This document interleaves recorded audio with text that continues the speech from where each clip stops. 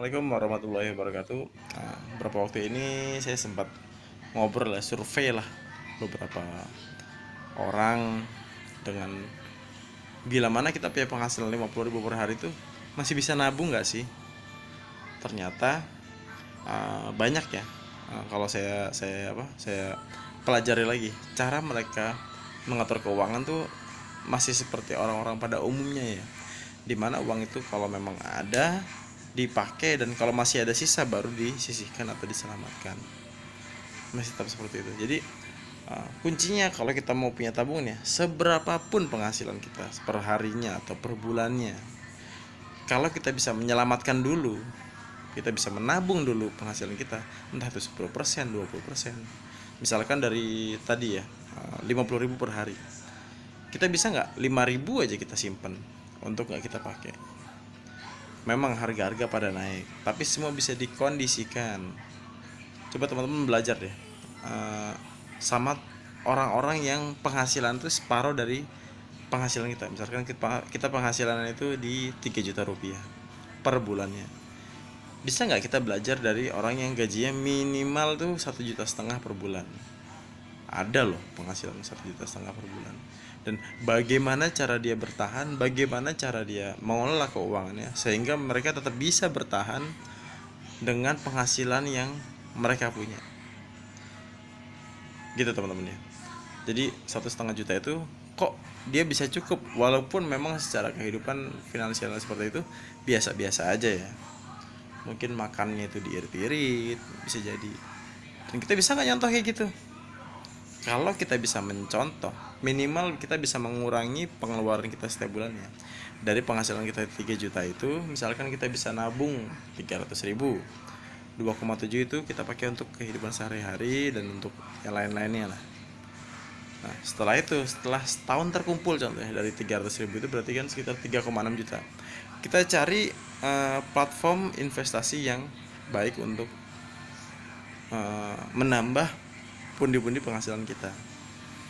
Banyak kok, 3 juta itu bisa kita investasikan. Misalkan kita beli ini binatang ternak aja deh, ke tempat peternakan, mungkin kita datang, kita beli ternak, terus minta dikelola oleh orang tersebut. Banyak apa ya, platform investasinya banyak kok, secara fisik ya, bukannya non fisik, bukannya dengan cara beli saham dan segala macam, karena itu bukan di bidang saya. Bidang saya tuh kalau misalkan investasi itu di yang real.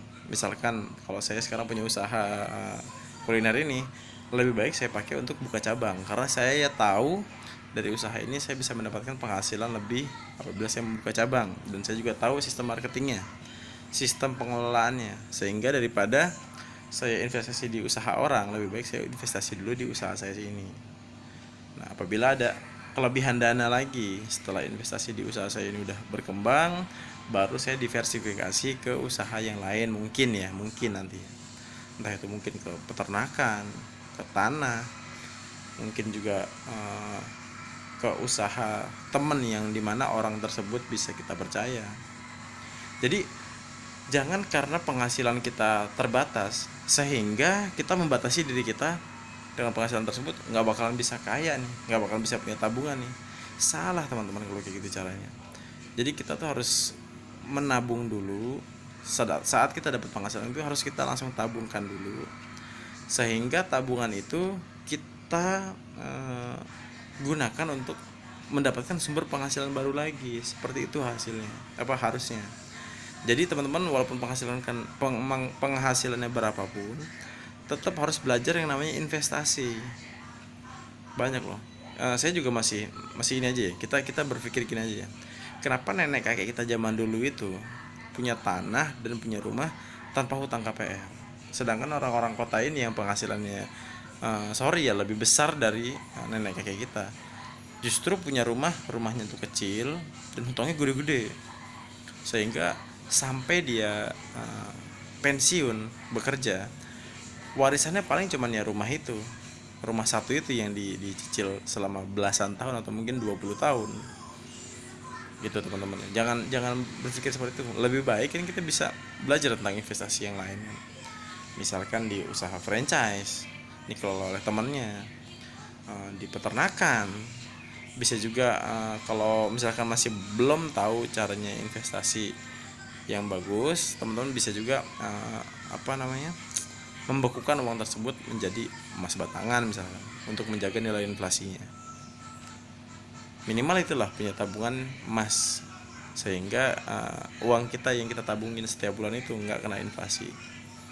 Teman-teman ya, semoga konten ini bermanfaat, dan juga kita jangan sampai menyerah dengan penghasilan kita berapapun.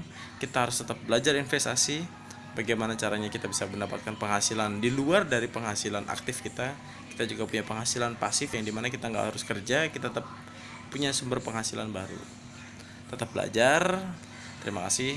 Semoga teman-teman yang masih punya hutangnya segera dilunaskan hutangnya, dan juga saya mudah-mudahan rencana saya ingin menjual rumah saya ini dilancarkan, dan juga hutang KPR rumah saya ini segera lunas, dan saya memiliki tempat tinggal yang lebih bermanfaat, lebih barokah, dan juga bisa memberikan inspirasi yang baik buat teman-teman di channel saya ini.